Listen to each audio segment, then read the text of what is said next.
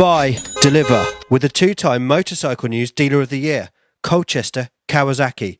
Proud sponsors of Chasin, the Racin.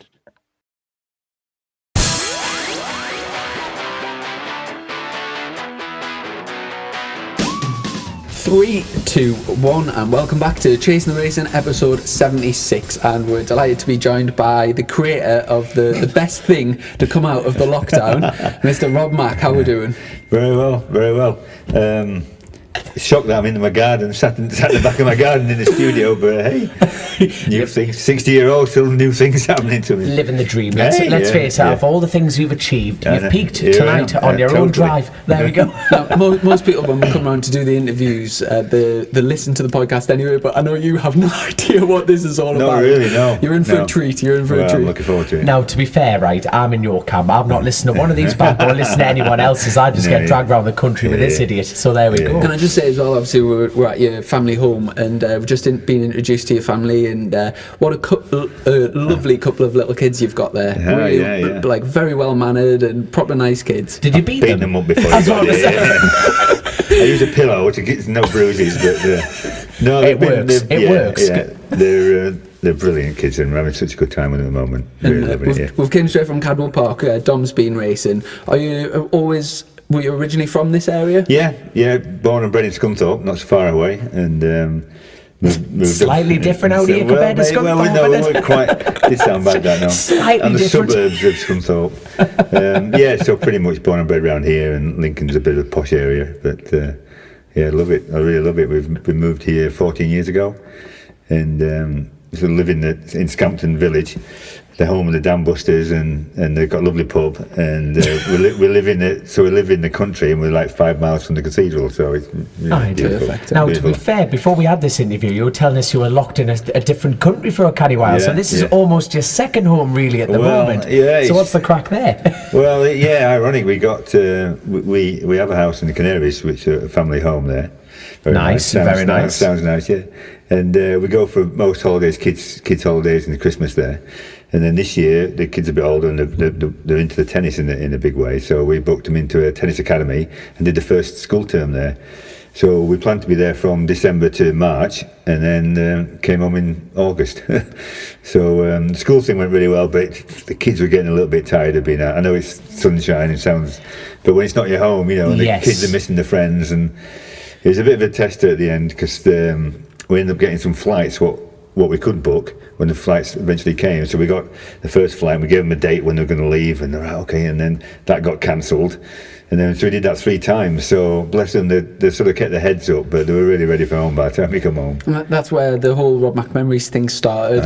I bet you had no idea that it was going to turn into such a huge thing on Twitter, and you'd sort of created a monster, really, because once you started, you had to keep Well, and he got to a point where he felt like he couldn't let people down, because people sat at home and they're getting depressed. Yeah, he felt a responsibility to all these old boys. But it broke I really quite enjoyed it, and just drifting back, and I used to go out on my bike and think about things, and then look forward to try and put something together, then waiting for the feedback. The feedback's been fantastic, and I think it really has made a difference to a lot of people, and a lot of people missing it now. Not that they're looking forward to a lockdown, but I think they're... I remember being sort of locked down up in Newcastle, and it was one of those things that at the end of the day, like, a bit boring, and you thought, go on Twitter, and you're learning things, and it's nice to reflect on happy memories, and you could see that the passion and the funny stories, sad stories. There was never any other sad ones, if you like. They're all good fun ones, because I only like to think of the fun stuff. And then the plan was that I'd start when I pretty much started, and do a year a day, and I thought it'd be like 3 weeks. So that took me up to round about where I finished, but for the hell it ended up for 18 weeks we got. So I didn't think I'd get into my management years. I thought it'd just be when I raced, because my racing years, as sharp as the management years, when it was costing me a fortune and people let me down, wasn't that much fun, and then the memories aren't that clear at the time. But when you remember your own races, don't you? So it's quite easy, and the plan was that as it moved on, the younger guys would start jumping in, but I'm 60-year-old, so there weren't many could jump in, but But then as we got up to Alex Lowe's and Johnny Ray and them guys jumped in, so it was really good fun. But the thing that was brilliant about them is people almost forget that racing isn't just about numbers and where you finish and positions and all that totally, crap. It's the lifestyle around it, and like Chrissy was saying, it was the feedback between you and all the people giving you stories back, and it was fantastic because you could just go, no, he didn't really mention numbers. It was just like, he's a bit of a dick. That was good crack. He shouldn't have done this, and he did that. It was brilliant. Well, I guess my results weren't that brilliant anyway. So, come on. We'll get into that later in the interview. You're being far too modest. Now, with this podcast, we very much go back to see the stories behind the racing, and obviously I've done a bit of research on your career, but. Going back to when you first got into it, are you originally from a racing family? Were your parents what was the introduction into racing? Yeah, well, my dad raced, and my dad came over from Ireland and raced at a pretty high level in the late 50s, and to the point where he got an offer with I think it was Triumph, it was Surtees at one stage. No, he didn't do it. He couldn't afford to do it. He had to work. Do you know the figures he was having to pay or anything like that? It's curious. No, it was just like he had his own bike, and he just total privateer. Yeah, total privateer. But he was getting some results. I mean, they were racing at old Crystal Palace and old tracks like that. I've not really looked back that far, but anyway, he retired and stopped when he was running out of money. He had to get a job. So the damn curse of the sport. So he worked hard and set up a little business and got going. Then he started again in about, probably 73, 74, just doing club races and nationals and stuff. And that's when we started going along. So I spent all my childhood at tracks annoying people on my little Honda 50 and stuff, razzing around. And so I lived on the circuits back in the day then. And then I eventually got to race my dad, which was quite spooky.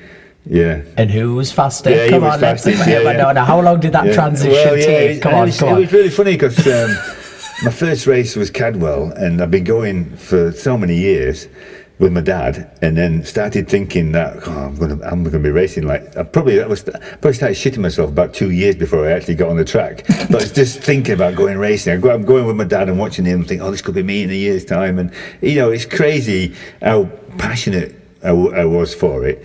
So eventually I was 16. So you literally jumped to the question. Well, you couldn't start before then anyway, so I was 16, and I had a Honda 404. I totally loved it, and there's no track days or anything like that. My first race was the first time I'd raced it on tarmac. I've been up and down the aerodrome, Blyton Aerodrome, which is a track now. I've just been there. Have you? I was down there a couple of weeks. I didn't even know that place existed. It's owned by a private car. Ginetta, yeah. They rolled one of these things out, and it was like these lads had a stick well and truly shoved up their arse. They found about 200 grand a wheel. Yeah. 200 grand a wheel. Oh, shut up, man. Get a motorcycle. Be a man. Well, it's meant to be quite a trick play. I mean, the last time I went there, I went to watch Christian Hidden, the Supermotard, the British Championships there. But it was on my doorstep where I lived, and he always be out there with whatever bikes just razzing around. And that was the first time I ever sort of ridden, because I grew up on trials riding. So that was the first time I rode the bike, and then pretty much the second time was at Cadwell Park. And no track days then, no way of practicing, just pay your money and have a go.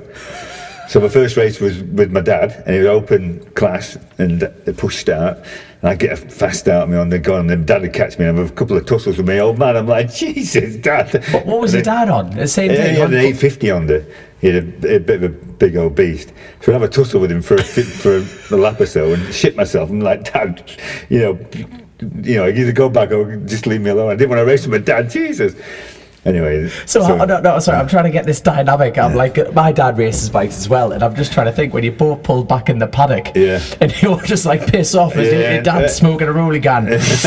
You're not my son, he's all faster. There's actually a video on YouTube of Dom and his dad doing a lap of the TT together. They set off together. Did they? And that must have. Did you ever get to do the TT with your dad? My dad never raced the roads. I didn't. Right? No, I never. I just thought with the Irish connection, totally. It's a little bit racist, Chrissy. But we raced together for a couple of years, and then he stopped, and then I sort of got a Yamaha, because in the day I started on a proddy bike, and and it was a 500 four-stroke class. It was a really strong class at club level and nationals. There's all these trick Mochek Hondas and Yoshimura things, really trick. I had a complete shitbox. Literally, it was a road bike with. I ended up getting a Yoshimura cam, and that was it. It was a complete road bike. I totally loved it. But then the main class was the 350 TZ class. I mean, that was like GP class at Cadwell Park, and I bought a 350 TZ, and my mum pretty much disowned me. The death bikes, then, Robert, you shouldn't be buying. You shouldn't be riding one of those. 2-stroke, everybody, they're all seizing up still. People getting flicked over the handlebars. Every week there was people getting flung off. So she wasn't that keen on me at all until I started winning, and then she was well happy.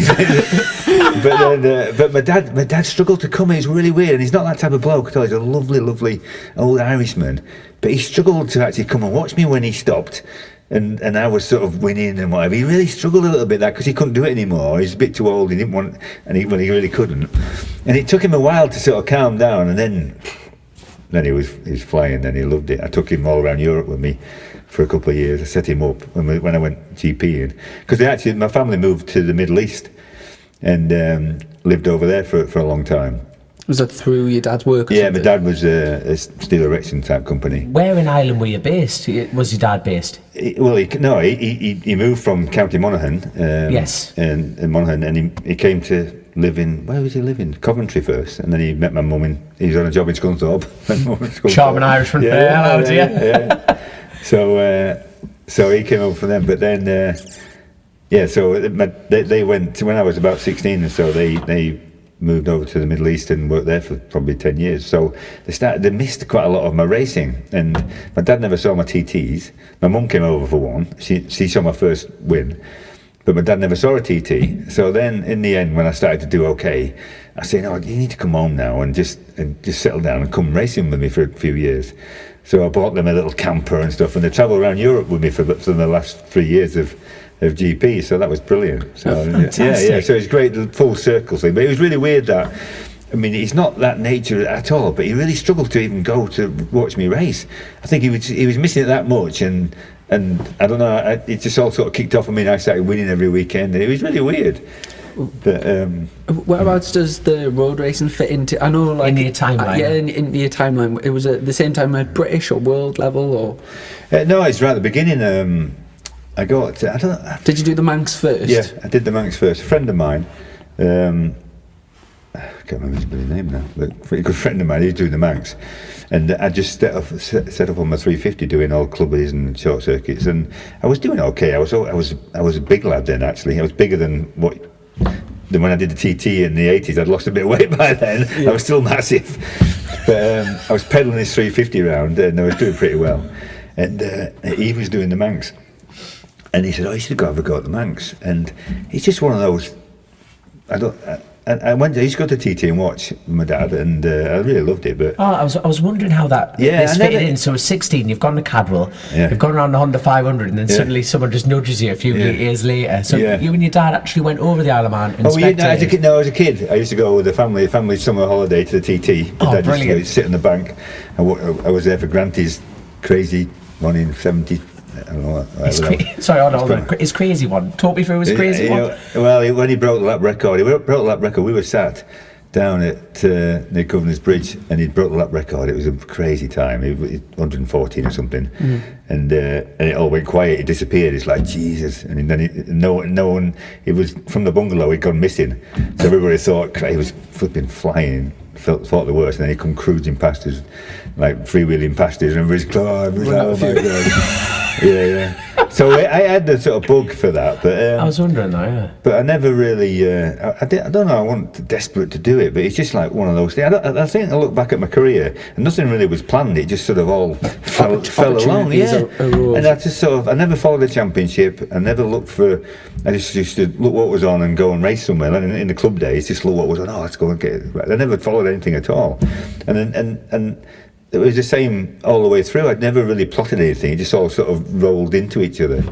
And then I went to the Manx and totally loved it. Absolutely loved it. Clicked it. And I should have won the newcomers first year. I had 30-second lead, and I fell off at Whitegates. Ran after the bike, picked it up, and finished second by 2 seconds. Yeah.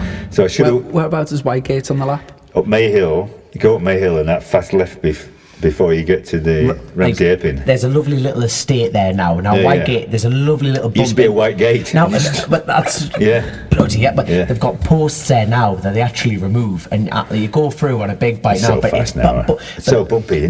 They've actually taken that away now. Taking the bumpy, because like Bruce Anstey. Well, they have everywhere. The whole place is like a completely new place. It's like, but the same, like as you understand, and it's obviously the safety development now. But like was last year they upgraded it, and it's like a positive camber, and the thing is you can just sink the thing in dry. But the year before that, it was like put your gum shield in, and well, straight round. It was mint. I have this problem every year where let record, and like honestly, the track, some parts of the track are so many seconds quicker. It's a joke. Hilbury and all them sections there, and someone like Sulby Straight and Corey Benz used to be like second gear, and the road was like that, and you wouldn't dare go in the gutter. You flipping couldn't hold on. You nearly had to hook your feet under the footrest down Sulby Straight. It was mental. You couldn't go flat or anything. I was about to say on it, like our race 504 classics round there, and it's just boom. Straight up the cables, Balloff Bridge, straight down, and you just stretch the thing, and you just go wow. Personally, I'm a big fan of the safety. Not going to lie, totally. But like you're going quicker, aren't you? That's the thing. I mean, and from the Manx, did you do the Manx the following year? I did the Manx twice. Then I missed a year. I can't remember what happened, but I did it. I did it again on a 750, on that 750 in my house, TZ 750 and a 350. And I should have won the Manx that year. Ran out of petrol. Did I run out of petrol? Yeah, ran out of petrol. I forgot to stop actually. Mm-hmm. And then from then, the bloke's waiting there like that. We'll see him in 20 minutes. And when you next went back, it was the full TT. It's TT, And at that time, you were was it the sort of an equivalent of BSB type of thing? Yeah, it was BSB, and I was a privateer. So I had some really great sponsors, local people from Scunthorpe, friend of the families. And he bought me my 750 and looked after me. I was working for him, but I was riding the bike really full time. I was about to say, before the whole wonderful world of motorcycles took over, did you have a trade? Steel erector. Steel erector? Steel erector, yeah. I only worked till I was about 18, I think. All right, so 16, you got on a bike, and then from 16, obviously you're still erecting steel, and then going from there, 18, it was professional motorcycle racing? I was about 19 when I went pro. As I went pro... That is a narrow... done. Yeah. Well, but I was so lucky. I ended up having a sponsor who was a real big friend of the family, good business going, not crazy, but a really lovely Irish guy called Frank Gallen. And he sponsored me, so I worked for him still in the day, on my bikes mainly. and then he sponsored me. So that was my start. And then I got my Suzuki contract I had 2 years with him. And I got my Suzuki contract, so I was away. So as a privateer, I was nearly professional. Fantastic. So, it was a brilliant journey, yeah. So, sorry, trying to fit it back into a timeline. So when did you start? What age were you when you started the road? So you've gone from 16 to 19, pro, semi-pro, getting paid. Well, the first Manx was 79. So I think I did 79 and 80, then I had... You're the maths teacher. 20. When you were 20 and 21. Yeah, something like that, So you had I think I won the TT when I was 23. Well, I don't know. 83. And I'm 60. 1983. He's 24. On it. We've got a maths teacher here. We're laughing. So, was that always part of the Suzuki contract? It's always like, because it seems to be always a big talking point now, isn't it? It's been like, are riders allowed to do it now? You'll be very lucky to get a factory ride with being able to do everything these days. So, what was the situation with you? It was the opposite. It was nearly the opposite, yeah. I think I did the Manx as a privateer, showed quite a lot of promise. And I was bashing fairings with the factory boys as a privateer anyway, so I was a sort of next young kid to get a chance. And but the TT was massive for Suzuki and Honda, the two main UK importers. Was it still the part of the World Championship then? Yeah, it's part of the World Formula One Championship. There's only 3 round series. It wasn't. So it was a TT, Ulster and Assen with the 3 rounds. So I was Andy on the short circuit. I'd take on Joey. So Joey was TT, and then Assen was probably, and then Ulster. Fucking hell, Joey's back garden. So. What was it? Were you good friends with Joey? No, not really. Just brilliant. No, but I don't know. I don't really know many people who were good friends with him. He was just aloof. He was kept himself. To himself. I had a drink with him now and then, but I wasn't a drinker. I was a total opposite to Joey. I was a young kid. But I was total opposite to Joey. By then I wanted to go Grand Prix racing. Everything's been falling into place, but the Suzuki thing, they had a way out to go to GP. They had a GP team then, with Momola and a few of them, and the UK team had an arm in there, so there was a chance to get to Grand Prix. And by then I was doing pretty well on the short circuits, and I wanted to go, and the TT was definitely a leg up. If I did well for Suzuki, I might get a chance on the 500, and that's exactly what happened. And when you won your TT, what sort of lap speed was it back then? It was what do you want it by to the mile an hour second? Type thing. No, mile an hour. No, I want both. If you can remember both, let's go for it. 118.43. Incredible, isn't it? That's early 80s. But I mean, it was the years I did with Joey were pretty fast years. It lasted for quite a long time, and I don't want to sound like an old fart, but the track was, some of the parts of the track, you have to have so much respect for it. Honestly, and I think in one aspect, maybe the danger of the track was scary enough, and people had respect, and no one really crashed it. So a lot of those places because you had to. Well, you can't do that. If you wanted to, you were probably going to crash. I mean, all that section from Hilbury all the way home, my God, that was like just second gear turns and all sorts, and like now all that, and now that's that new estate and stuff. It's so. And do you know now how we have the main TT and then we have the classic TT as well? Yeah. Was it a similar sort of setup back then? There's no classic then. No classic. No. The TT was a really big thing. I mean, I totally loved it, but I'd sort of by the time I was sort of cracking. Getting a bit of interest from Grand Prix level, if you like, or that level. In my mind, I'd already thought I don't want to ride a TT anymore. Really? So, do you know when the classic TT started? It was only a few years ago. Yeah, to be fair, it was a kid like now. Obviously, there'll be a lot of people listening to this might get upset, but the Manx Grand Prix was losing that little bit more interest. Well, obviously, it's a private. It's the privateer version of the TT, and that's the truth. It's a club level, so you've got to pay entry and everything like that. And because the numbers weren't there as big, the club was struggling and it was getting down. And the Isle of Man needs to run it in a way of trying to get money and infrastructure onto the island. So the Isle of Man government, who run the TT, run the classic TT to try and get in. So then they start the big names and they got the hair gel wankers there like this. Dom's won a classic TT. By the way. Is he? All right. Yeah. Not a TT, but classes a win that. I've got a big fuck off trophy with my name on it, Rob. That'll do me. I'm telling you. Respect. So it's nearly as bad as the electric one, isn't it? Worse. Controversial topic. It's got petrol. It gave me an erection. That's a win. I'm telling you. There you are. So after finishing the TT and going on, was it a step from the equivalent of BSB onto the Grand Prix scenes?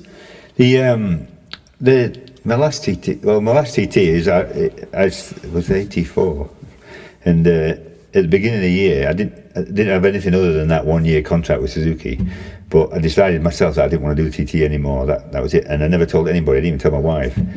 I did. In my mind, I don't want to do the TT. I've been there, done that, and in my mind, it's a bit of a law of averages.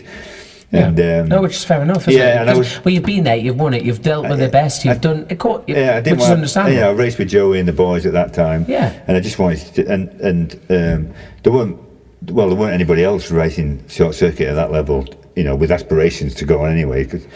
So it's a bit of a, I don't know. I guess I was determined to move on to a point where I didn't want to race anymore. So I did the TT, and I was really lucky. I won both of them that year. I won the classic and the senior, and I was in the middle of doing a few wildcards for Suzuki then.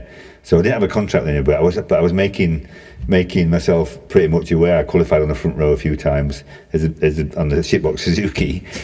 So I was getting a little bit of interest, and I thought I know I can get there. So with that in mind, I decided that I wasn't going to race. So literally, the 500 team came over from Nürburgring. We'd gone to Salzburg and Nürburgring, and then it was I flew back to ride the 4-stroke, the 1000cc 4-stroke at the beginning of the TT practice. So the 500 team drove from Nürburgring to the Isle of Man. So by the time they got there, I tested the 500 midweek. So it was really hectic. So, but I ended up winning both races. And then the 500 team, the 500 race was on a Wednesday, and they set off straight back to Paul Ricard for the next Grand Prix. So I was flying in there. So after Friday night, I won the Classic, like high as a kite, and I told the Suzuki guys and everybody else, that's it, I don't want to race here anymore. And I got on a flight, went to Paul Ricard and crashed and put myself out for 6 weeks. So yeah, because it's recently Hickman, he talks about he went from, it wasn't last year, the year before, when he won the senior, and then he went straight from there to Knockhill. So you've gone from 37 mile to how big's Knockhill? 1.3, I think. 1.3. So was now how hard was that transition for you? Well, obviously after that story. Well, I was unlucky there. A guy sort of fell in front of me, but damn him. Yeah, but I think like Hickey's a good example. He's running so sharp on the short circuits, or he was, and he can take that to the road. I mean, I think maybe the riding the road's a bit harder now, I don't know now, but when I was doing GPs, I mean, I was in the middle of a GP year, so with respect to Hickey, I won't qualify on the front row at Knockhill. No, you were qualifying at the World's, Nürburgring with which Eddie is Lawson next to me. So I was on such the zone, that I could come back and ride at on the roads. And you don't ride the roads like you don't ride the roads like you do scratch round Donington, do you? Oh no, but that's what I find very interesting, because like you've just said, you've gone from the world's hardest road race to the hardest short circuit racing that's ever been conceived. So for you, it was just simply a switch. It was just like, let's get on with it. Yeah, totally. And I think that's because I could ride the TT and I could back off. I mean, I didn't think I ever. I never had. Well, I did have a scare, but it was a mechanical. But I never got anywhere near the curbs, or never really. I was really lucky. I never raced it in the rain, but I never really had any scares there. And I felt like you see a big ball. Everything's slowed down, and your timing's perfect, and you're just so on it. And it was really quite easy. So, now, funny enough, you say that, because that's what everyone who said. Like when they talk, like Lee Johnson last year, you think when they won their first TT, it was like it doesn't feel like you've won one, which is interesting, because that terminology hasn't changed from ever. No, which is mint. Well, I think, like you say, if you're learning your trade, like riding around Donington Park at the front, and every corner you're losing the front, or you're just spinning it up and you're just saving it, and it's inch perfect, and you run into the stripe, and if the bike doesn't spin, you don't turn, you're totally in the zone. You are one with that bike and every part of it. Where you get to TT and it all comes back, and it's just you got to be confident, but you're nowhere near that level on your bike. Yeah. Well, it's probably different now, but I think I took my knee once in the Isle of Man, Craig the Bar and 32nd milestone or something like that. But so I don't know how hard you're scratching around there now, but it's never like that. Right. Then, with your Grand Prix career, did you go straight into the 500s from like sort of BSB? Oh no, I rode a 125. Did you go one? No, fucking no. How tall are you? We have on a 250, just straight at 500. No, yeah, straight at 500. And in that era, obviously you mentioned Eddie Lawson. Yeah. Who was the big cheeses when you first went there? Oh man, it was unbelievable. I mean, I think me, hell of an Eddie. It was hell of an era, wasn't it? Well, it was, and I think it was one of them where I was desperate to get there, and I sort of got there with the Suzuki boys, and it was my little team, and we'd all gone together, we'd sort of grew up together, and they had no budget. The Suzuki had pulled out, they were working off bits off the floor basically, and I went as Sheen's teammate. Sheen had his own little team and he had all the goodie bits, and we were scraping by, but I was his teammate as such in '84, and we went there just because I'd done well for them at the British Championships and the TT, and come on, let's make it happen. And it was I don't know how to explain it really. It was like a dream, taking my old little team and pedaling this Suzuki around. Nobody thought the Suzuki would be competitive, and this big bloke turns up and puts on the front row. Sheen's on the fourth row or something. He's like, what the fuck? He wasn't happy at all with that. And I was just totally loving the whole roller coaster, and it was crazy. So I never really felt like I should have been there, but it was my own little team, and we just ran the bollocks off this old bike, and just getting crazy results. And it was just like a dream. So for them to get a contract with the biggest team in the paddock, it never ever really sunk in that I should be there.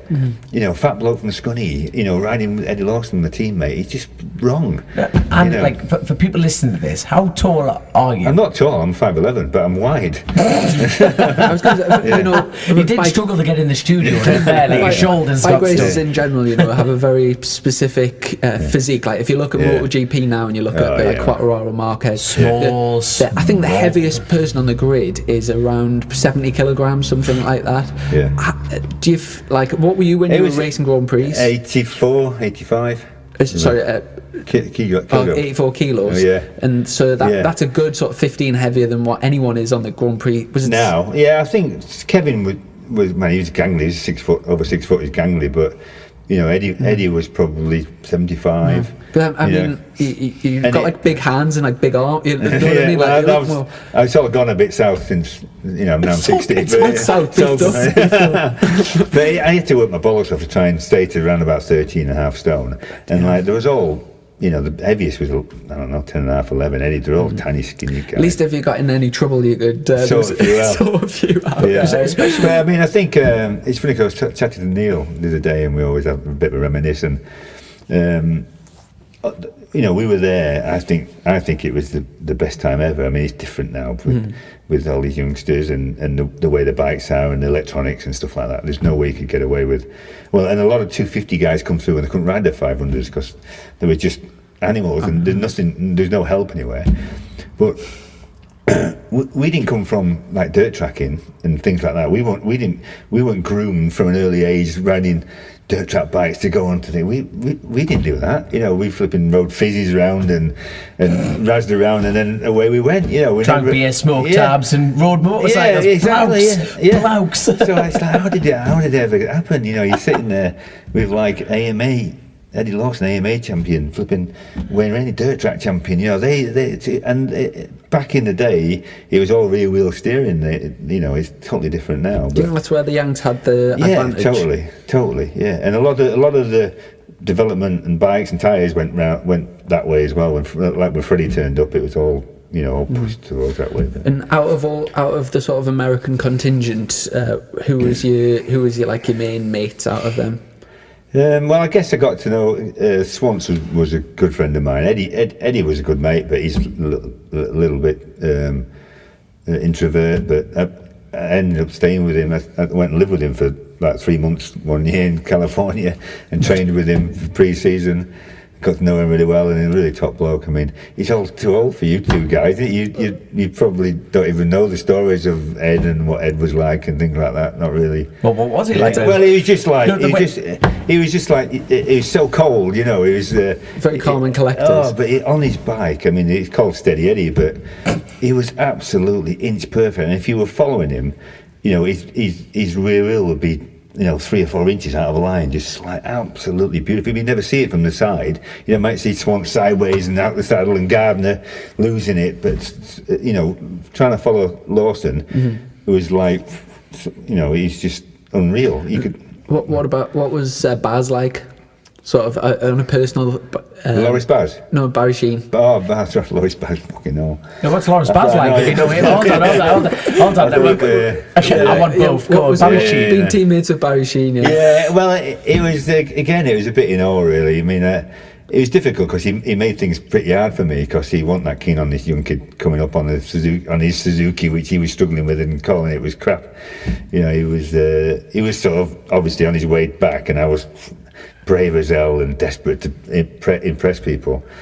So he wasn't too keen on me, really. Are we talking the divide in the paddock situation, or was it like not inviting you out for a couple of drinks? We're in little tents then. Oh, you know, he had his own tent.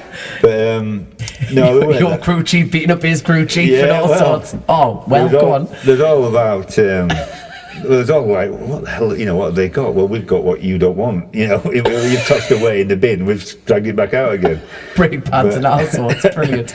But yeah, I mean, I think as I got a bit more established, Momola was a good friend of ours, and we got on really well. The Americans didn't get on with each other; they fucking hated each other. Absolutely, honestly, Eddie and Swanson, Rainier, and my God. Really? Oh, absolutely. Couldn't even be in the same room with it. Unbelievable. Well, you think the Americans are all, we're Americans, stick together, but honestly, yeehaw. but over there, they just, the rivalry's intense. Really? Oh, yeah. Well, I guess they would have a rivalry anyway from the national series. What they brought home, Well, Swanson and Rainey came after Eddie, really. Mm-hmm. So Eddie turned up, and he was a sort of apprentice of Kenny, mm-hmm. and so they weren't that, and Randy came at the same time. They weren't that close, but Eddie was on his own. But then when Rainey and Swans came, fucking hell, they really didn't like each other. Really? Yeah, really. To what, come on, I want, just, well, God. No. Go on, give us some gossip, give us something. Can't go into that. Of course you can. Of course you can. Is obviously you mentioned Neil Mackenzie there. Yeah. Was it this sort of era that you met Neil?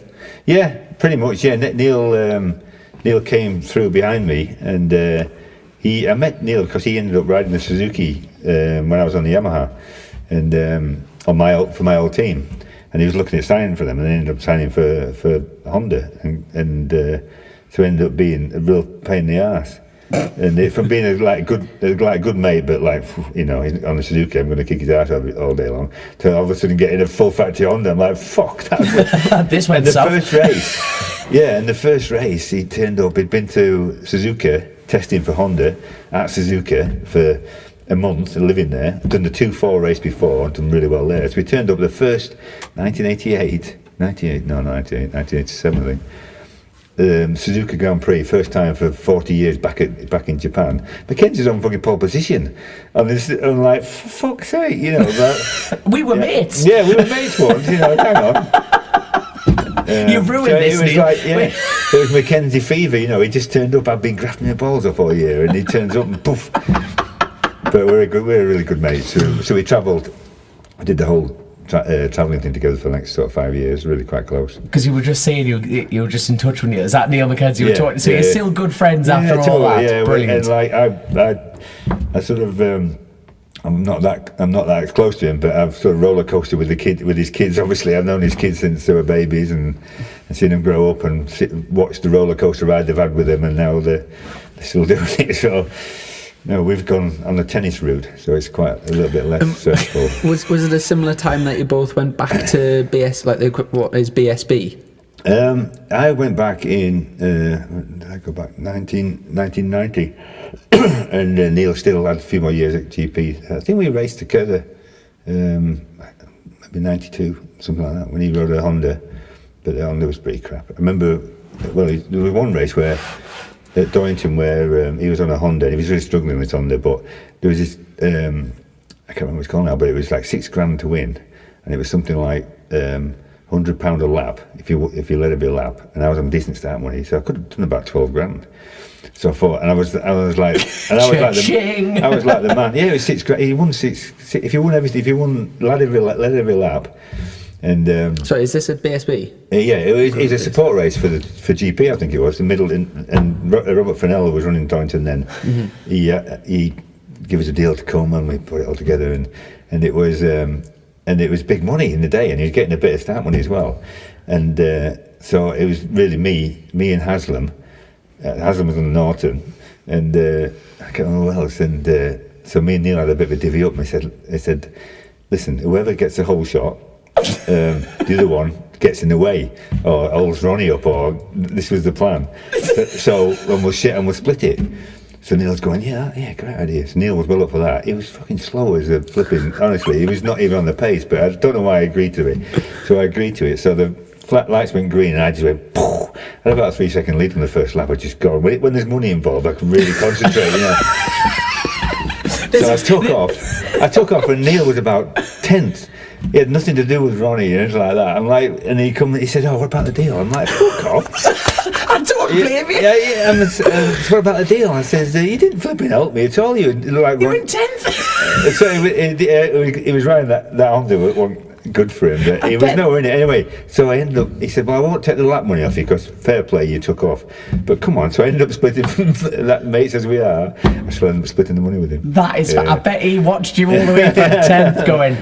I'm not risking anything. I'm a good earner. Good lad. No wonder your wife's got a fantastic table in the living room. There you are. She could have had a bigger one if Mackenzie just wound his neck in. Yeah.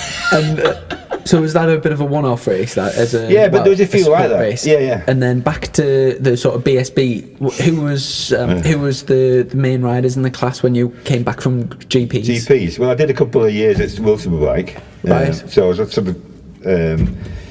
I finished the GP years with Cabin Honda. I took over a guy called Bubba Schobert who got injured, and so I took his ride when I was sort of pretty much out of a job, and because we had a couple of years, I had a year with Pepsi Suzuki with Kevin Swans, and then that's a very iconic. That is a very iconic.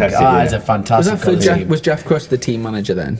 No, he was my crew chief. Right. So I had Jeff on the podcast. Not he was my crew chief. And you've got more hair than Jeff, so there you go. He's going to kill me next time he says that. Yeah, he's getting pissed off at me because like Kevin was winning and I was probably around in 10th place, but that Suzuki was without Kevin Swans. That Suzuki was doomed. I tell you what, you're a big bloke. Who would win an arm wrestle? You or Jeff? Yeah, I'd spoke Jeff. Yeah.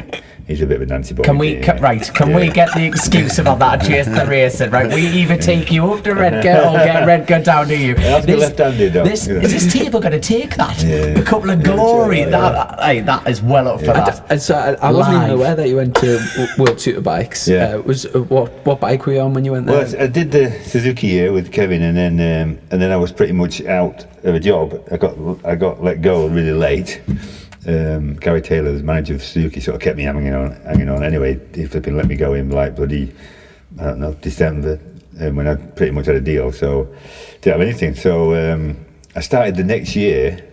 This is like, I mean, I don't think I really needed to do it, but I was still quite young. I don't know. I must have only been about 30, but I didn't really want to give up. Although I didn't really want to give up. I didn't have anything, so I ended up doing a deal with Padgett's to do some World Superbike on a RC30, and went to pick the bike up, went to see Clive Padgett, and I picked up this van. Fuck me, you had never seen anything like it. This van had been round all, I bet, well, it was a 1981 van. This was like 1990, and it'd done like 3 million miles. The diesel tank was leaking. I got it home, the fucking diesel all over my drive.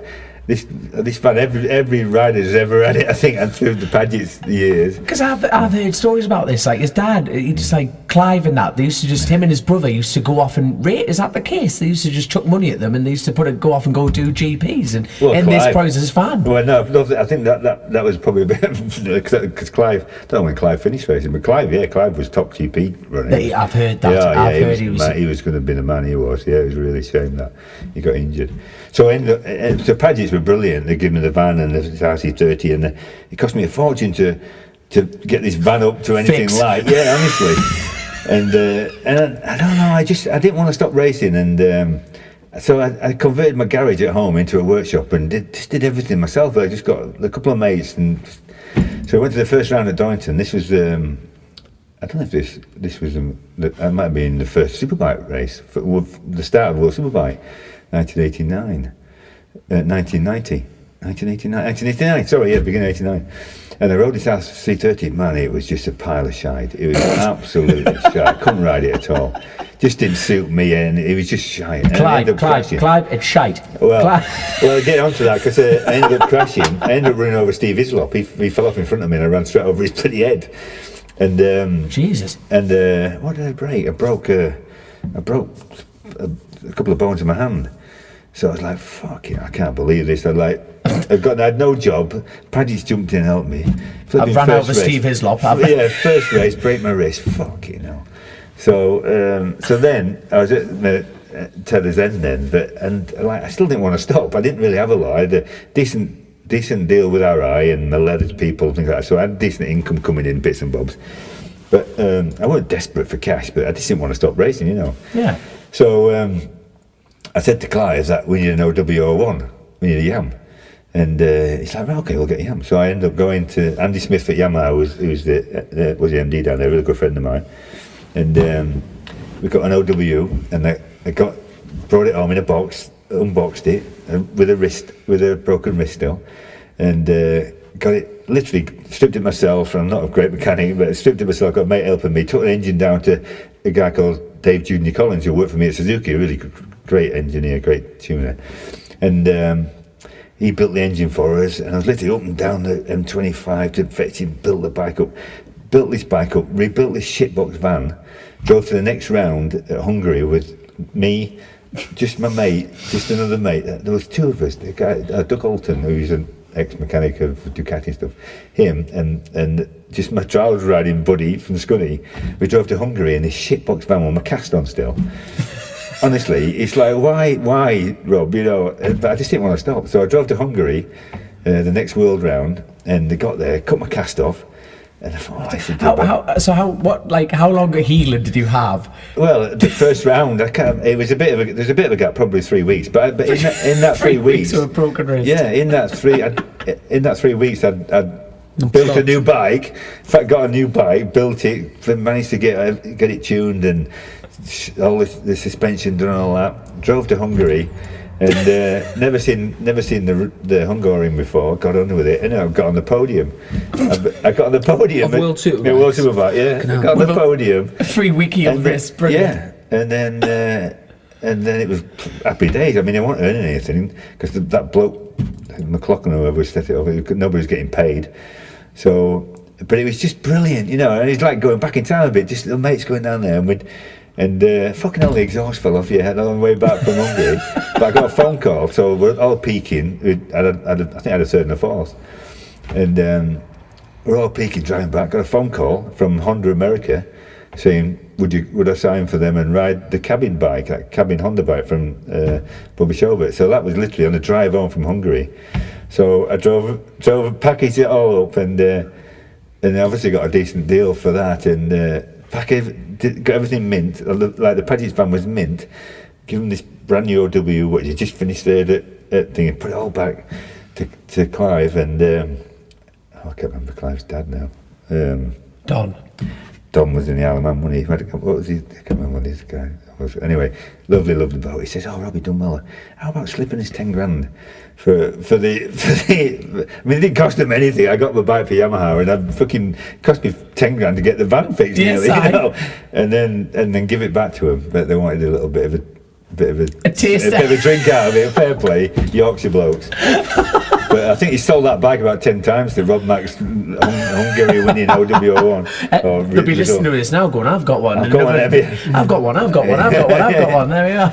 Yeah. So I got another year at GP's there on a year-old 500. It was that was tough because it was like 89 and it was a year that like I think the Big Bang Honda came out. And it was a monster bike to ride. That was Gardner. Gardner had ridden it the year before, and Doohan, I think, and it was an animal. But it was the year when it smoothed it all out. So it was a really tough year. I did really well on it, really, considering. Is that when you got? I was looking through your career history, and you got a few fourths. Was that on that bike? No, that was on the Yam. That was on the Yam, yeah.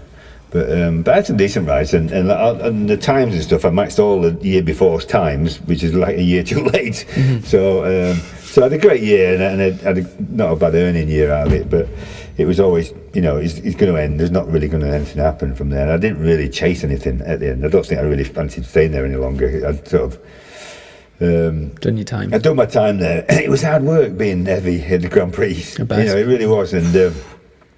I most of my career I spent with fucking eyeballs inside my flipping my visor, because I could never get alongside anybody. He was always passing people from here, and and all my career's been like that. So, dive bombing. Yeah, pretty much. Or he was always hanging on, and I was super fast if I had grip, if a new set of tyres in qualifying. I mean, I was on the front row nearly all my career, but like come race day, when halfway through a race and you're knackered and your arm pump and your brakes are fucked and your tyres are gone, you're carrying 2.5-3 stone heavier than anybody else on a 500.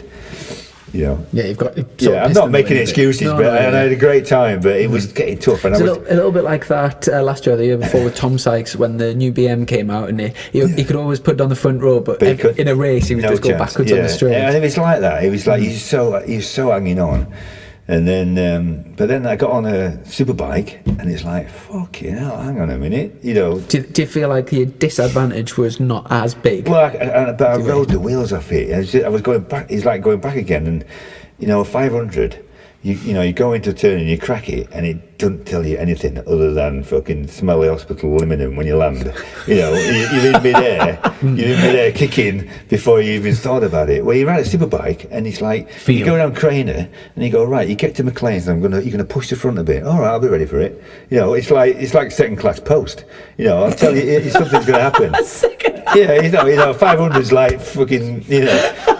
But one of them superbikes, the front mushy and the frames flex and everything, you got such warning with it. It's like, oh my God, this is brilliant. I would generally love to watch BSB or Worlds with you. I've got front end chatter, you're sitting there, shite bag. What are you whinging at? Well, honestly, it was like, it felt like it was so easy. Everything was so flexible and so forgiving. You got away with so much. And I totally loved it, and I just rode the wheels off it, and it was a doddle again. Was that straight into a team in World Superbikes?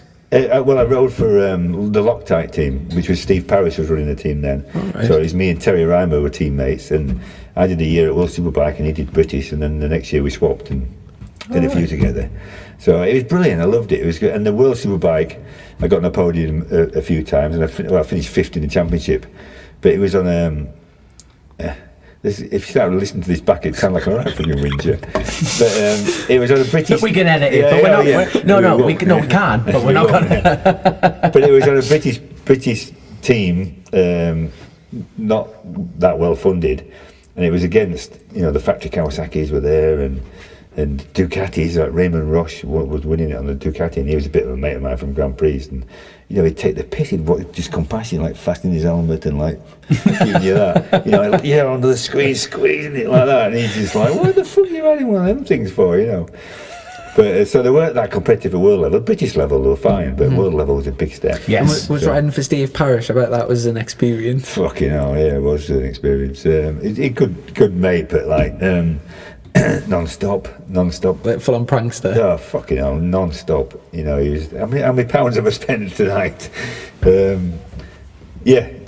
Just non-stop. He had a good team, and he's a really hard-working guy, and but the team was like, there's no budget really. It looked great, and we were winning in England. We were winning everything. The bikes were brilliant. They were the fastest, but the handle was fantastic, so we could really get the most. But like you say, that next step, it's always the same. It's always the same. A domestic team going to world level, and like it never happened now. But then there was a few domestic teams having a go, but you were still jumping in there, and the Muzzy Kawasaki's were there, and factory Ducati. The Ducatis were a fucking joke. Even then, it must have been millions of pounds, was it? Still? Yeah, even then, yeah. The Ducati teams and what have you. And Kawasaki have always been strong in the World Superbike, but then the Yamaha had to go a few years, and we'd turn up with our bike built in Scunthorpe, and they'd turn up with the Belgarda Special, like different. Difficult. And after you finished fifth in the World Superbikes, was it then back to BSB Britain, after then? Yeah. And what team did you sign for? They were still Loctite. So I stayed with Parrish. Yeah. Right. Yeah. Okay. So I rode for him back in England, and I won the championship that year, and then. At the end of that year, I took over the team as player manager. Mm-hmm. I was wondering when this transition happened. All right, so you took over from his team. Was it over a couple of arm wrestles and a couple of pints? Tell you what, son, sit over there, I'll take the reins. Well, he was losing a bit of interest, I think, and he had loads of things going on. He was commentating all the TV, he was doing his truck racing. Yes. He had loads of stuff going on. He wasn't really getting anything out of the thing other than like enjoying it. Mm-hmm. So Yamaha asked me if I would take it over, really. So was that through an injury? Did you stop riding yourself? Me? Yeah, eventually, yeah. Mm-hmm. So, like that year when you went from riding to team manager? Oh, right, no. I rode for 2 years as player manager. Right, okay. So player manager, I like that. I like that. Well, the first year I took it on, as British champion. So, and I had a guy called Paul Brown, who was riding a 250. So it's pretty much my team, so I could do pretty much what I want. So I convinced Loctite to run a 250 in our team. So I had one superbike rider, which was me, and then Paul Brown on 250. I had a great time, and he was a fantastic little rider. He was local to me in Scunthorpe. Must have been handy being the manager and the rider when it comes to doing salaries. Just add an extra zero on there and another one. That workload must have been horrendous. It was. I was riding really well still, and I was really quite enjoying it still, and putting it all together. I had some good guys around me, and it wasn't crazy budget, but it was quite stressful, making sure it all clicked and the money came in and the sponsors. You know, you end up, it got bigger and bigger, and it did get a bit tougher in the end. So how many years did you do that role? Well, I only did it for 2 years. In 93, I retired. So, all right, so player manager, I like that. Yeah. I like that. I like that. So what? So I could bollock myself, but I was a bit of an ass sometimes. If things weren't going right, I'd freaking kick off and toys out the pram job. Tell me off, it's good. We don't get a bollocking for anybody. I'm going to go have a word with myself. Everyone carry on. And when you said you hung the leathers up in 93, and mentioned through an injury, talk us through that. Oh dear. What quarter? What bike? Well, it was 93, and it was the year we'd signed James Whittam to ride with us. All right. And it was the team called Fast Orange Yamaha, and it was part of Loctite, a Loctite brand, and they rebranded everything to this Fast Orange Yamaha. And it was a new bike. It was a Yamaha YZF. So the OW01 I rode from a Grand Prix bike, which was like, what is this? Like a big sofa bed riding around.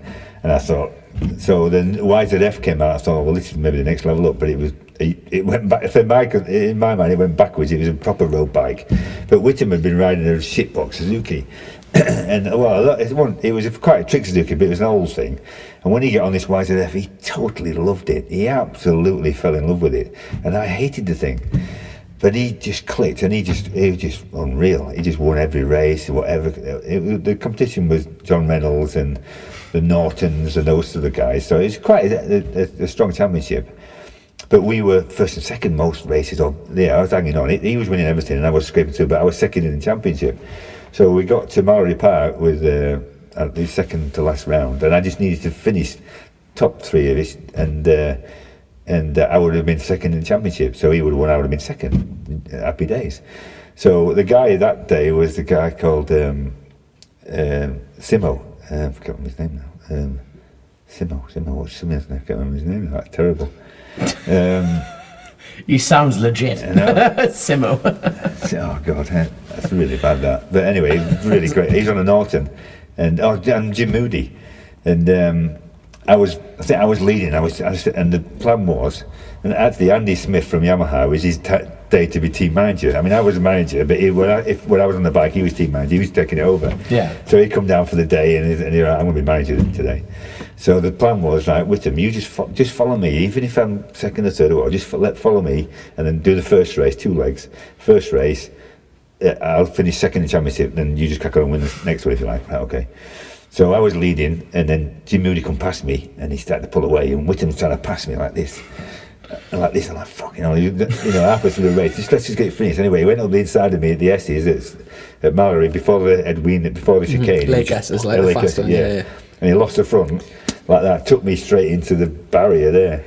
So I woke up in hospital a couple of days later I was a bit beaten up, but I was actually thinking of retiring anyway. But even worse. And that sort of forced you into retirement. It did, I'd sort of, it was a shit year because it was a rainy year when Rainey got hurt and he's paralysed, and it was Senna got killed. It was like, God, Bennett.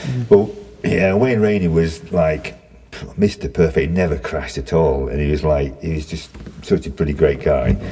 And when he crashed and got hurt, and I mean, I crashed my brains out. I was crashing every week. I was thinking, fucking hell, if it could happen to him, I don't really do it anymore. It was a bit of a wake up, and I was a bit tired of flipping. Hurting yourself. Yeah, and hanging on all the time. What was the injury from that crash? Femur, shoulder, lung. And 2 days you can't remember. Yeah. God, Bennett. Yeah, well, I woke up. It's like one of them. You wake up and go, come on. How can I get back out for the next race? I'm going to be in Leicester Royal Infirmary. Yeah, you're a bit of a mess. Yeah. So I know we keep asking about ages, but it's lovely to get a little timeline. So what age would that have been then? 33. I retired when I was 33. So right. So not a long career, really. But I guess not when you talk about that, it's I guess you've done doing those few years of like player manager kind of led on perfectly to your next sort of career in the racing. Yeah, and obviously, when I first started watching racing, I remember going to like Donington and whatever and watching the R6 Cup, and we'll get onto that. But so after that season finished, did you take a little bit of time out, or did you go straight back in as a team manager? Yeah, no, I sort of recovered over the winter and just took the job on. We went back to Loctite Colours, and we run Jim Moody and Mark Farmer the next year. And I was working really for Yamaha. I was on a bit of a retainer for them and put it all together. And Yamaha would sort of controlling the purse strings and pretty much with the sponsors and so on. So it just evolved into that. And then, do you want me to fast forward a bit? Those years were tough because there wasn't a lot of budget, and it looked great. Everybody thought we had loads of budget, but it was one of them where that's the biggest problem with this game, isn't it? Because you've got to look professional to try and drag people in, even though you haven't. None of us are going to pop the piss in. Exactly, and it's that difficult. Well, and then a couple of guys with the dollars turn up and take it to the next level. It's like, fuck, stuffed, aren't you? Yeah. And was the Boost Yamaha team? Is that linked? Well, that was Cadbury's Boost. That was the another iconic one. Well, that was 96 that started, and it was so we'd done 95 with the Loctite team, and then Yamaha got a PR company involved, and they managed to get these sponsors together and landed Cadbury's Boost. So brilliant. Yeah, this was the purple patch of my managerial time. Yeah,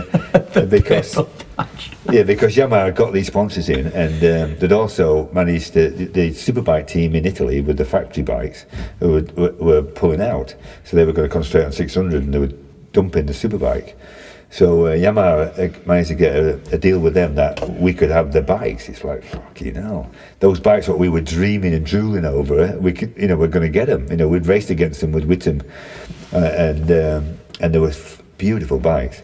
So then it was like, who can we get to ride them? This is when I was still working with Yamaha, and Neil was coming back, and he'd done a bit of World Superbike, but I think he had a few options, but he was looking at coming back. So Mackenzie, my bestie.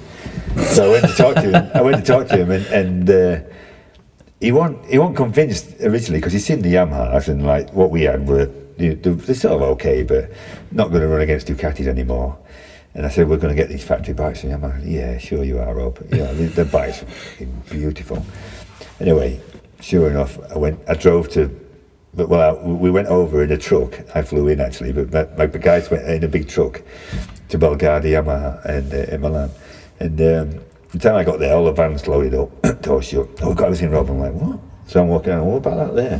What about those wheels there? What about that engine there? Open the fucking van up.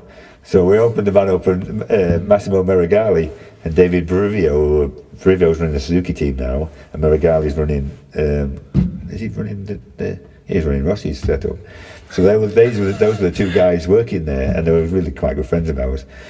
And I'm going, come on, guys, what are you going to do with that? So he literally squeezed every little bit. Was walking around picking wheels up and cylinder heads up, and everything they had. We just rammed it in this truck, shut it up, and brought it back. These two nudged each other. They're from East from Scunthorpe. Yeah. That's what these lads are like from around here. They jam the thing. But we literally just raped the workshop. Good lad. And then got it back to Scunny, and then got Neil to come over and look at these bikes, and he just blew him away. He was hook, line, and sinker then, and his deal with Yamaha didn't have any budget really. Didn't do it for a lot of money, but he just saw the bikes and thought this could work. It was a little. When I think about it, it's a little bit like I was like 3 or 4 years ago, where I didn't really want to stop.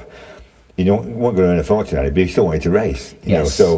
So he got a bit of. He had some sponsors and stuff like that, but he wasn't a big earner for him, and we signed James Whittam as his partner. Well, James had cancer the year before. He'd had lymphomia. which was Hodgkin's disease. And he'd been really poorly and got through it, but bald as a coot and yellow. And I'm saying we need to give James a go to Yamaha. And they're going, I don't really know if that's the best thing. He hadn't raced. Obviously he was strong the year before, but he'd been poorly. And it was a big risk of is he going to be fit enough? Can he take a crash? Yes, he's bald. So can't trust a man who's bald. Well, anyway. So they agreed to it, and we signed him up, and it was the best year ever. I mean, they were really great mates anyway. And Whittam was on fire. He got on that bike, and he ended up crashing at the very first race, and he lost the championship in the end by 1 point. That must have been now. Obviously, not putting words in his mouth, but that must have been. Lowest of the lull, going to someone's put me on these bikes. That must have been fantastic for him. But Whittam, but Neil Mackenzie was just fantastic on those bikes. He just gelled with it, and he sort of was he was so enjoying his racing again. He's back at home racing at circuits, what he loved, and he was the man. And he was a benchmark, and to be fair, Whittam was brilliant all year, and it was a real rollercoaster year because two of my best mates really, one was going to win and one wasn't, and it was going to so it was an amazing year that year, and it put us on the map, and Mackenzie was on fire. I mean, I think I came back from GPs that when and I sort of hung on for a year or two, and I was still sort of fast enough to win, if you like, and I was still sort of GP sharp, and then it slowly went like that, and I sort of dropped down to sort of be that level, if you like, when Neil never did that. He just I mean, the bikes were brilliant, to be fair. The bikes were probably the best on the grid at the time, but his level stayed really high. We put Whittam with him his first year, and then Chris Walker. I think Chris Walker was the next year. Then Steve Hislop, 3 proper serious teammates, and he dusted them off. He raised his game as well. But so we're first and second for the 3 years on the trot. So it was an amazing time for us. God, Bennett. Yeah, it was a brilliant time for us. So how did the R6 Cup come about then? Well, that was quite a lot later, really. I mean, we had a tough time at the end of that last year with Cadbury's Boost. Yamaha had a bit of a fallout with their PR company, and all the sponsors disappeared. We had no sponsor at all. So 98, British champs, 3 times British champs, 3 times first and second British championship, no sponsor at all. And this was like, Bennett. But that was sobering. Well, yeah, it was a real wake up, and it was like in the midnight hour, probably end of October, November, where everything went tits up. And Neil was the current British champion. A brand new bike had come out, the Yamaha R7. It's still 750 class. And the R7 came out, it was a beautiful bike, and Hager was riding at the world level. It was really trick-looking bike. And we got out this R7, nothing, no budget, we had little sponsors, little bits and bobs, but no major sponsors. Like, fucking hell, what are we going to do? I had another business. So at that point, how much were you looking for? No, it's enjoying hearing the figures sometimes. 200 grand probably. So that was a big sponsor that you needed. Bikes. The one. Oh, just the one, just right? Neil. Yeah, we just strapped it all down. We had one bike.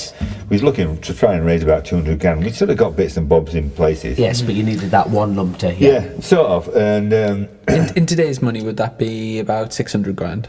Oh, where was we? 99. That was. Yeah. Mm-hmm. God, Bennett. One bike. Yeah. So, but yeah, relatively, the cost of going racing then was a lot less. But so we had nothing. I had a business. I actually had a parcel franchise. It was A&C then, but it went on to be FedEx. And it's good. I had this business running behind the scenes for quite a few years. So to a point where, like Neil and I, literally were going around the country asking friends of ours who had businesses and using carriers, would you swap to our carrier if it meant that carrier might sponsor us, and trying to get them. Some of them had big companies spending a lot of money with the carrier, and it was quite an easy. I thought it was quite an easy sell. Yes. Sending a parcel is sending a parcel. Why don't you sell it with us, and maybe we'll get a kickback on it. Crazy. We were trying to sell it anyhow, and we couldn't get anything. So. We decided to go and test the bike still in a Jerez, I think we went to. So we shipped out there, didn't have a sponsor. I was sort of paying for this because we thought we could probably scrape through maybe half the season. So at this point, this was a gamble. Let's see if we can get picked up. Yeah, it was. We got a brand. Neil Mackenzie is a British champion. It's the official Yamaha team. Yamaha had a bit of budget, but not enough really. So we built the bike and we went to Spain and started testing. And I got a phone call from a guy called Rhys Boyd, who works for Virgin Limo Bikes. These taxi bikes, which are based in Leicester Square actually, but it's a bit of a. It's just a bit of a PR type thing, really. But it's a great little business, and he rides one of the bikes, and I think he raced a little bit. And he said, and his boss rang me. He said, "Oh, we've heard about your apply to all that. I think I put a bit of a word in. Ring this guy." And this guy called. I'll come to him in a minute. Richard Branson. Simo. Simo, yeah. Simo is there again. Will Whitehorn, who was actually Richard Branson's right-hand man. Right. So he says, he says, ring this guy. So I'm in Spain, so I rang this guy up. Literally, phone call, and they said, yeah, I've heard about you. We know that what you're doing. We know you've been let down. It's a real good sort of Virgin story, really, like the underdog. And he said to me, I said, we really need about 150, something like that, just to get it through. And they would scrape through. I said, yeah, okay, that sounds all right. Yeah, get your car from Yamaha to give me a call and we'll set it up. I'm like, fuck. I should have asked for 250. Well, yeah. Damn it. So I put the phone down, I rang my boss at Yamaha, Andy Smith, and I said, bloody hell, I don't know if the guy's a bullshitter or if he's the man. But he says, he's up for it, will you give him a ring? So he says, right, okay. So he rung him. This is like, 7 or 8 o'clock at night. I'm in Spain.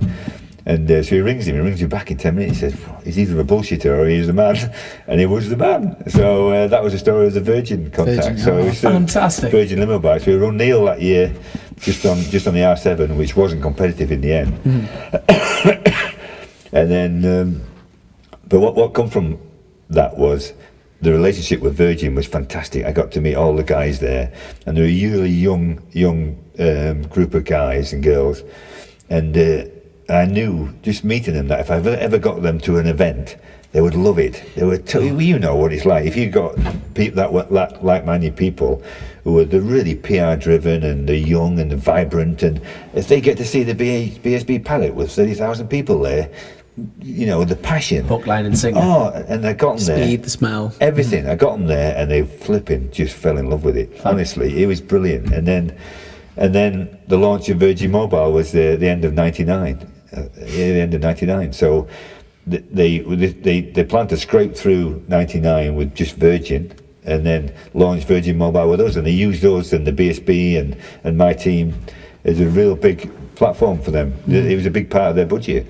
But I just timed it brilliant. I was so lucky, really, and I got on well with them really, really well. A great set of guys, and they just wanted to do more and more, and they loved it. And I don't know if you can remember, eventually when we launched the Virgin R6 Cup, they had like Virgin police girls turning up in like shorts. Yeah. I was just sort of throw it out there. But honestly, they'd have a budget. Get my Google out. Yeah. Hold on, they had a budget for what we needed, but then they had probably more behind the scenes to make it work, like a proper sponsor would do. But that's what they are. They're a brand, and they really wanted to make it work. And with the R6 Cup, was that pushed from Virgin side, or was it more of a Yamaha thing? Yeah, totally. It was Yamaha, and Andy Smith was part of the very first RD 350, which you guys have got no idea what it is, but it was the benchmark of it was called the Pro-Am series.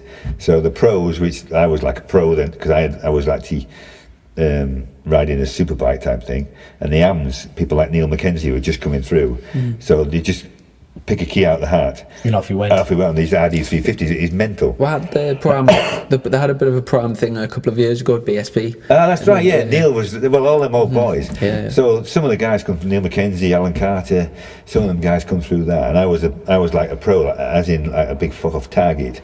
So these young kids, I was like Rob I was doing Superbike, and they put these pros in there, they're just like, you're just a big target for these kids. Dish out some strips. Yeah, so that was in 82 time. That was so. Andy Smith was part of that from Yamaha. So then we had a talk to him about recreating it. Yeah, with the so it's similar R6. to the R6 Cup, because the R6 had just come out, so there was a big promotion for worldwide for that. Virgin, oh man, they just fell for it. They totally loved the idea of that, 36 Virgin bikes, the whole story of giving these young kids a go. Because I sold it to Andy, really, and to Stuart Higgs got on board with it, but it was to replace this junior super stock, which I don't know what it's like. It's probably gone back to that, but that junior super stock was a bit of a joke, because there was guys there who had 2 or 3 bikes, who were spending all winter in Spain testing. There was all sorts of cheating going on. There was a guy in the tranny van who was meant to be for, had no chance. So I was saying, that very first starter class should be police better, and it should be with the police woman. But it should be a way of creating, letting being even, and letting some cream come to the top. And there was no way it was happening. The guys with the big motorhomes and the spare bikes and all the testing they'd done, they were at the front every weekend. And I remember going to BSB around that time and watching, and I used to love the whole concept of the R6 Cup. Now, is it true that at each weekend they would turn up and pick the key out of a hat? No. Did you have the same bike for the year? Yeah, they kept the same hat for the year, but this is what I wanted to do, and we said to Stuart Higgs that we would police it. We would take all the bikes home, make sure everything's even. They can only practice with this. They can have so many tyres, and the whole plan was just it's a totally even playing field, that the cream would come to the top, and it would be a great series. And funnily enough, a lot of those guys who had all the big dollars never entered. Because they knew they might be it would have been at a disadvantage. Totally, yeah. So it was a fantastic series. The first couple of years the first year was probably the best. Because it was the first year and it was fresh, and we got the Cal Crutchlow came through. Cal finished second to Tommy Hill, and Kieran Clark, and is Kieran Clark the stunt rider now? I think he is. Yeah, I mean he's a good motocrosser at the time. I think he works in for proper movies. Oh, does he? And Hollywood and stuff. Graham Gowland did it. Is all sorts. Ollie Linsdale did it. Billy McConnell. Billy McConnell. There's another one. Well, that was the whole thing. The winner got a ride in the Superbike with the Virgin. Well, that was the thing. So it was all sort of budgeted in that we put this thing together, which was a big thing and a big budget and a monster to try and run, but then the whole thing was to speed it all up. So you might get someone win the Super Sport Championship, eventually you might get a go on a Superbike, and he might get there in 3 or 4 years. Well, this was a chance to go from Scunthorpe straight to Man U. Not that we were Man U, but straight to the Premier League. It was a bit of a big gamble, and our Superbike probably wasn't the best, but it was not a bad bike. But you needed someone like Tommy Hill who was fucking prepared to have a go on it. The second year, I think a guy called Richard Wren won it, and it was proper scary when you put him on a Superbike. I didn't like it at all. It ended up crashing it. So you had James Hayden riding for you in the Superbike team, didn't you? No, that was I had James Hayden on the podcast. Oh, right, cool, 202 that was it. 202, 203 James. Well, he was with us on the R7 in 2000, and then he come back and rode the R1 a bit later on. Just a quick question: from running the R6 Cup, who was the most talented rider that in your time? Go on. What, from the R6 Cup? From the R6 Cup, yeah. Maybe not didn't do the best or go on to do something, but who was the best raw talent that you see in that class? Okay, that is a good question. It is a good question now, but I tell you what, it's too hard to say that, because there's so many good guys and there's so many good Aussies. Honestly, the Aussies came over and it was like a ticket for them. They come from the other side of the world, and this was and it was nearly a make or break for a lot of them. And getting a chance to win something like that on standard bikes, they were so up for it. And really, this is did it work with a flat? Did you pay 20 grand or something? Yeah, it was 15 grand. And then what about crash damage? Everything covered. Never. Yeah, 15 grand. You paid your money, and a few of them were bloody complaining about. But it was 15 grand over instalments, and you got a brand new bike. And you got a brand new bike. It was the same bike, but anything happened to it, brand new. If you wrecked it, you give you a new one. Tyres, entry fee. What an opportunity!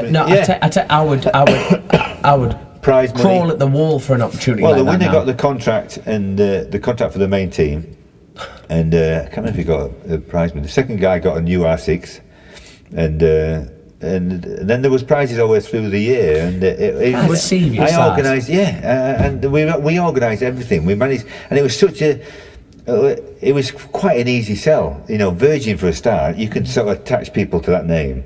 The first year we had Iowa, which was one of James Aiden's sponsors, but they come on board, so it's Iowa.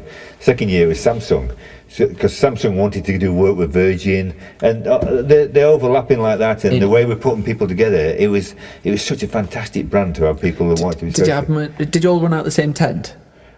No, but individual. We all ran out the same workshop, but we had 36 bikes, so they had their own camp. All families, their own. They had their own camp, and then they had their own hospitality. Each person got a hospitality seat. It was vast, and then they had the same from a superbike team as well. So the superbike team had its own setup. It was a monster at the time. It was a right headache for you. It was because I was sort of.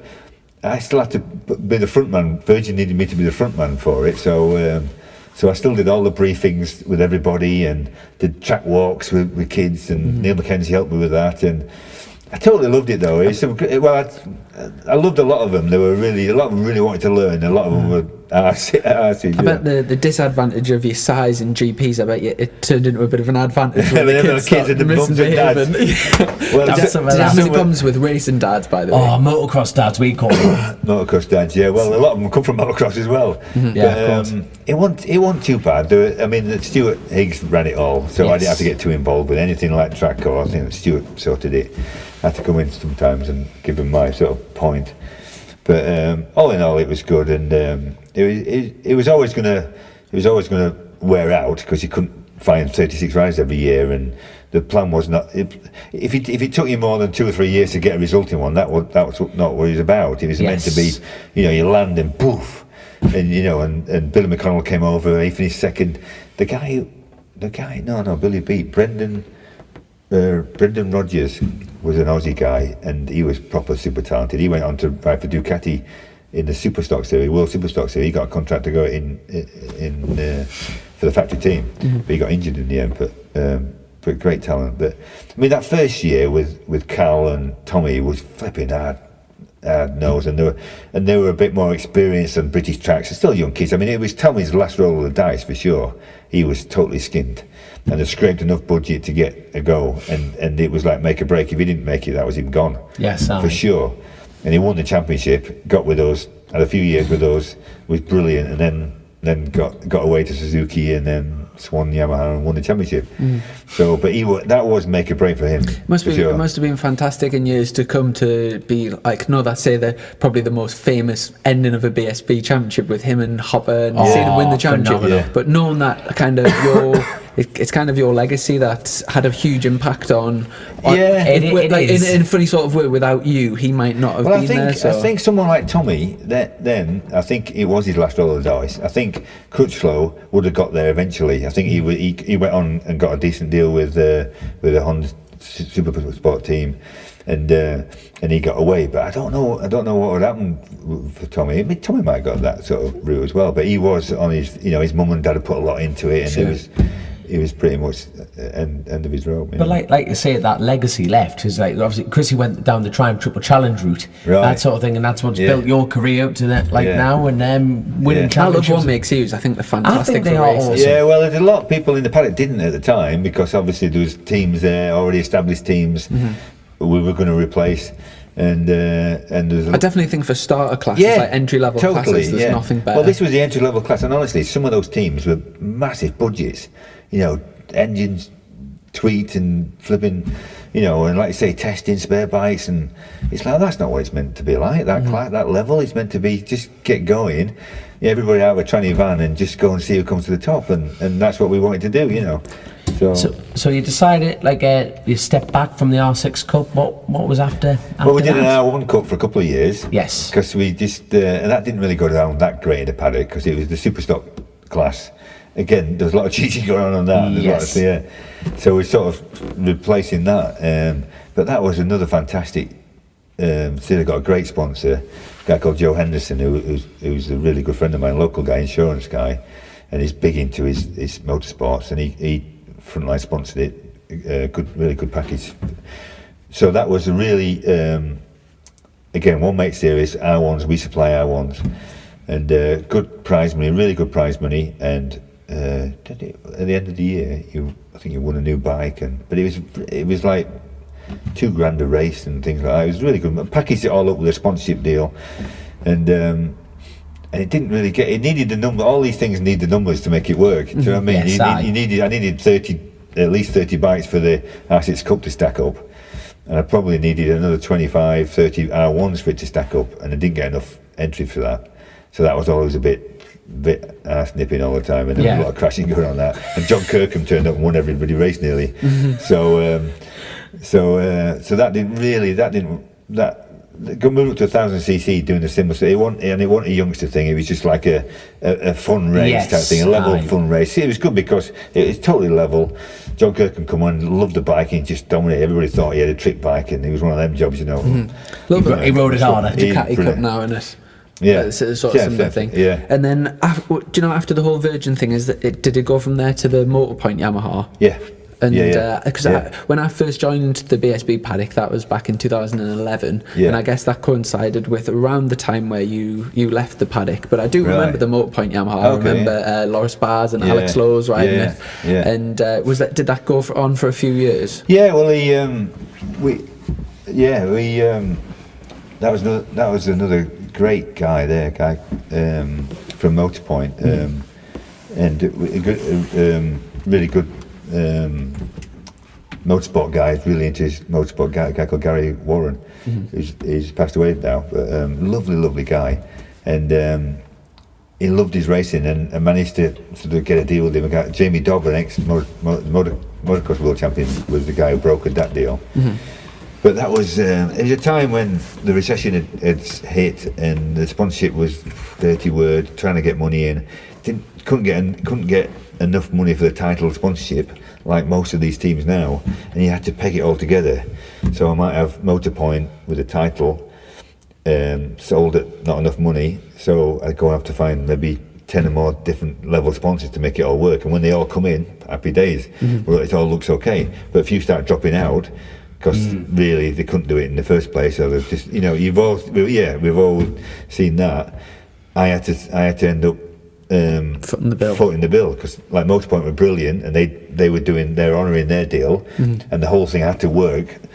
So if someone's dropped 20 grand out of here and he stitched me up, they're not worried about that. You know, this is the deal we've agreed.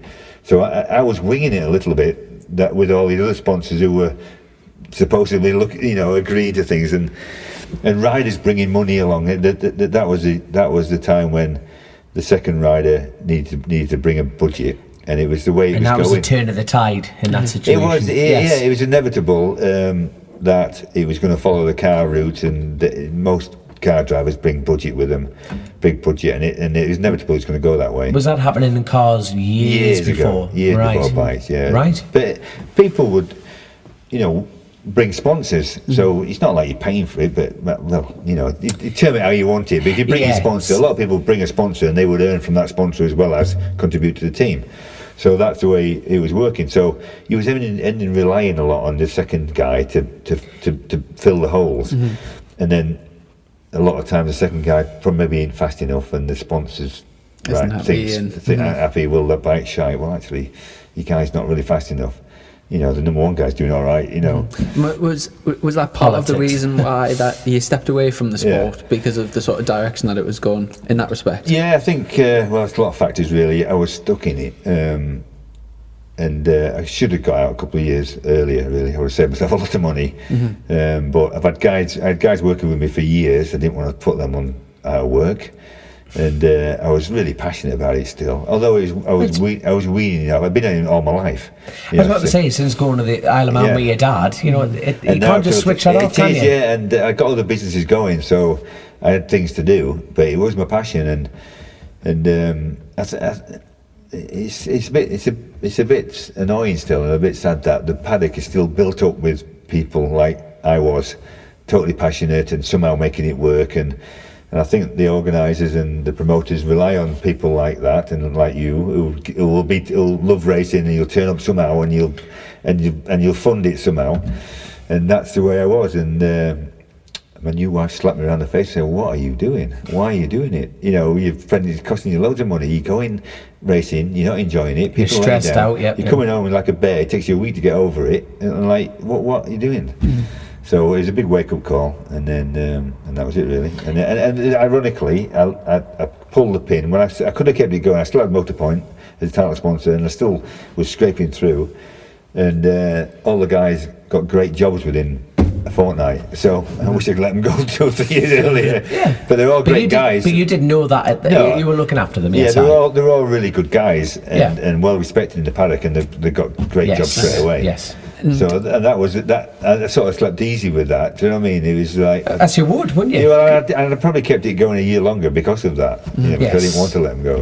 Did you fancy getting a job within the race and things, or did you just walk away and just commentary or anything along those lines? You see, it's interesting though that like you say, and what I love about the sport, it's a life, isn't it? The lifestyle. Look, at the end of the day, you haven't left, son. You're drinking beer on your driveway in a trailer, for God's sake. Listening to a couple of Geordie Pillocks.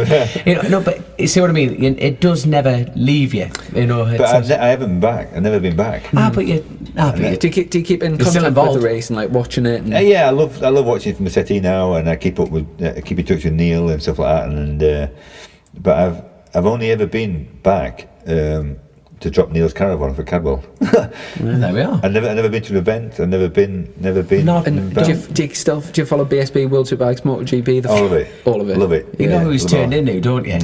Yeah. His dad. Well, yeah. No, it is. You know what I mean? I never thought about that. No, that's it. It's like, what?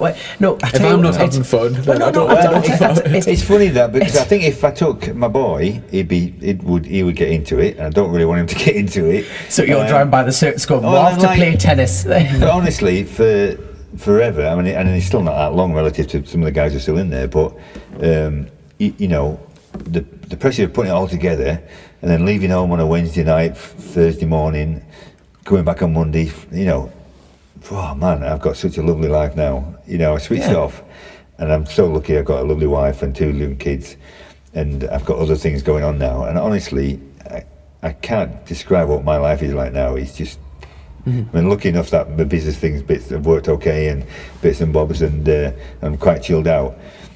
But I'm loving every minute of my new life without any of that stress, I'm 60 years old now, so I'm due a decent time as well. That's it. But and I mean the whole Rob McMemories thing, I guess, has kind of illustrated it. But that you can look back on such fond memories, and you've had such a great time out of the sport. You've had a hell of a career.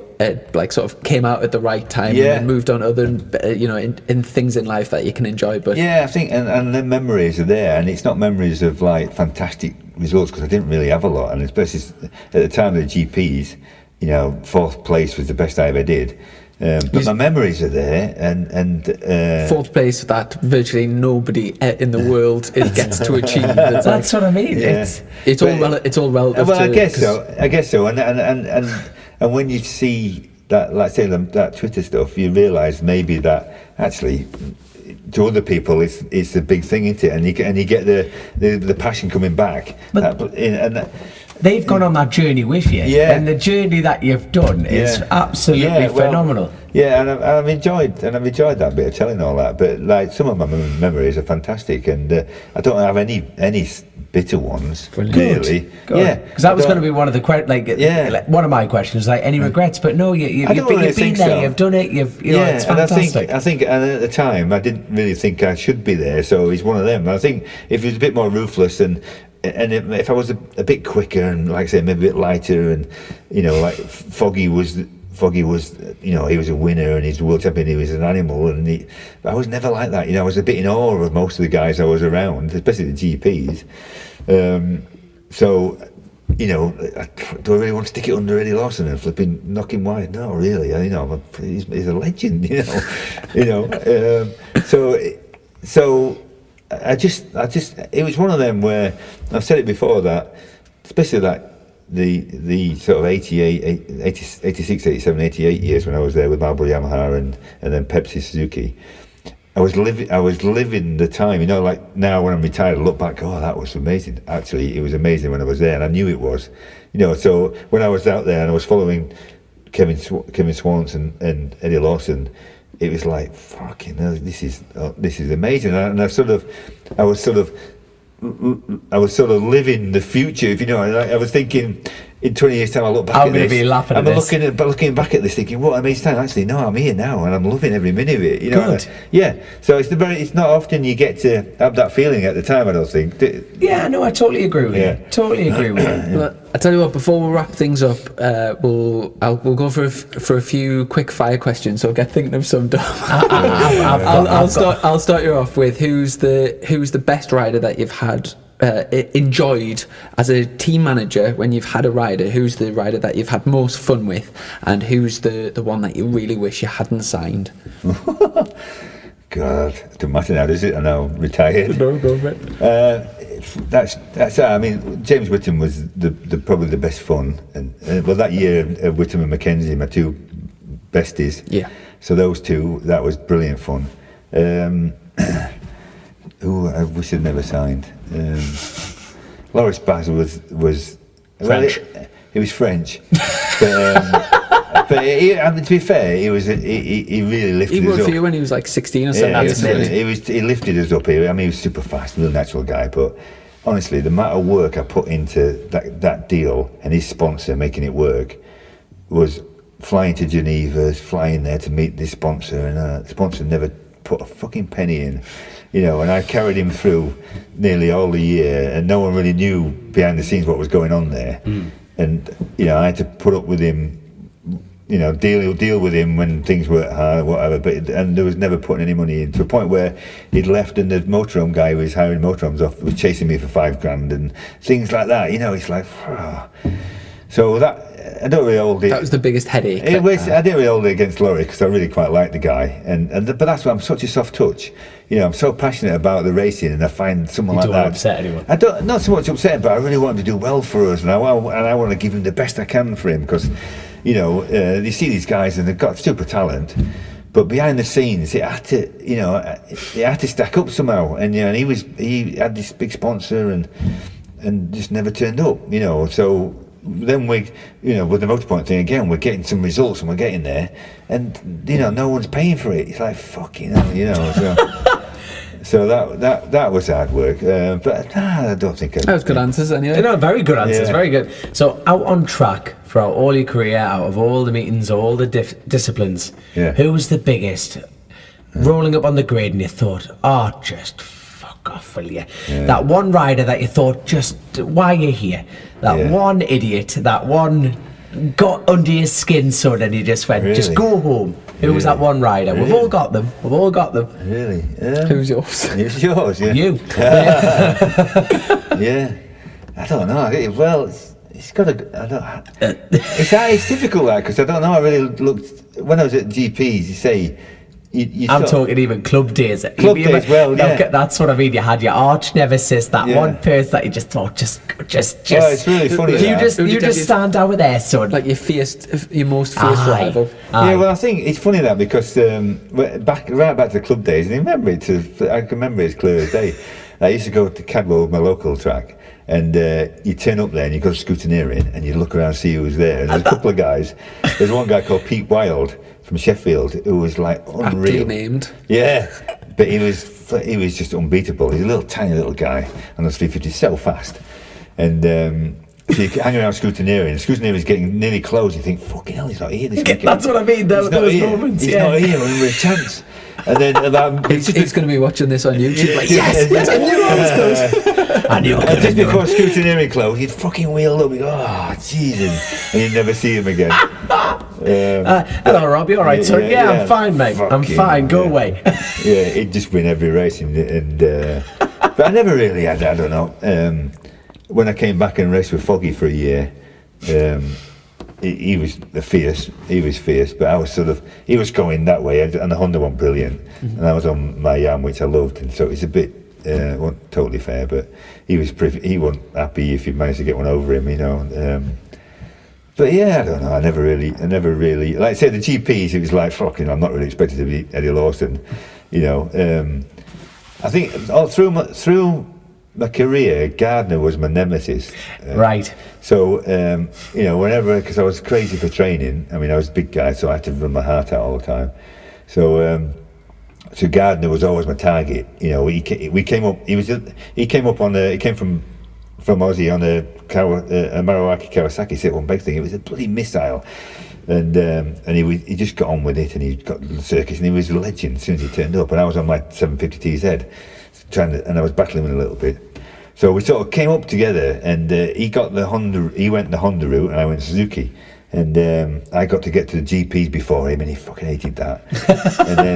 and then he turned up, and he was unreal when he turned up, you know. So I was a little bit ahead of him for a while, and then he just took off, and he was like, "Fuck, you know." And he just, you know, he never really wasn't really a good mate of mine. I knew him really well, but he wasn't really a good mate of mine. He was such a fucking whinger, you know. He's one of these guys who go do pole position by the second, blitz everybody, but it would have been so much faster if I just got that. I'm like, fucking hell, Wayne, you know, you just banged out, forget about it. Mm-hmm. But super competitive guy, so he was a bit of a nemesis, but he was so fast in the end, he couldn't. Brilliant. Yeah. Well, we'll finish on this one. If you've got to organise a sort of a night out, like a stag do type night out, and you can take 5 people from the racing sort of world, past or present, so they can be dead or alive. So 5 people that you would love to have a catch up with. Which 5 are going to make the list? You got to have James Whittam. Do you know what? Every single person it said James Whittam, haven't it? Mm-hmm. You got to have James Whittam. I've got to have Neil McKenzie. You got to have Kevin Swans. Whittam and Swans are similar sort of party animals. I've got to have Eddie Lawson. Is that 4? 4. One more. I know it's a bit of a tough one. That I never got that close to Wayne Rainey, as in mates, who I played golf with him a few times, bits and bobs. But he was one of the guys who have so much respect for him. Yeah. And he's a proper funny guy. There's a few guys now, but I think I'd like Wayne there. Can I throw one more in there? Go on then. Bubba Schobert. And you won't know, but I met him at a couple of parties before he got injured, and he was such a funny guy. He's such a funny guy, and they're all totally pissheads. Brilliant. Yeah. So that'd be good fun. Yeah, fantastic. Fantastic. Well, I've got to say massive thank you for coming on the show. I know you, hopefully you'll start listening to them and watching them now. But massive thank you for taking your time out to come on. We really appreciate all the stories and stuff. And big thanks to all of our patrons and our sponsor, Colchester Kawasaki. And anything else, Dom? No, brilliant. Thank you for introducing your home, on your driveway and everything. So. One little thing, that as soon as it does get a bit more normal and we can go out, and we're going to try and get a Rob Mac Memories tour. Fantastic. So we've already got a few plans in place before I came back, but it's just all sitting on hold. For people that would like to sort of book on to that, is there a website coming? Not yet, nothing. We're just waiting to see where we're going to be next year. We have an exclusive here on Chasin, Racin. There we go. We're going to start one in Isle of Man and then go to Ireland and just get a feel for it. Yeah, definitely. Seems to be real good. Well, if you need a couple of hosts, we're cheap. We're starting off at 10 grand a meeting, you know what I mean?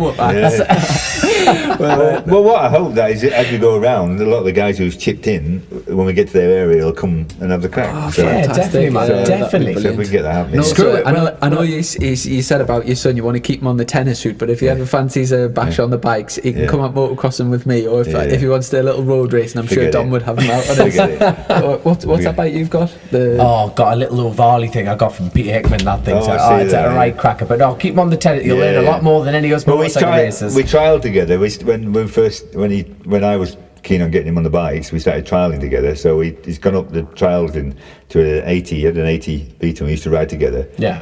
But I shit myself watching him. It got pretty handy, to be fair. But I ended up just shitting myself watching him. He's like little skinny legs, and he's flipping. I'm like trying to get. So I thought. I hope one day I'm watching Wimbledon. And what's his name? Harrison. There we go. Well, hopefully we'll see. It'll be like you and me will be commentating. You want to meet his dad?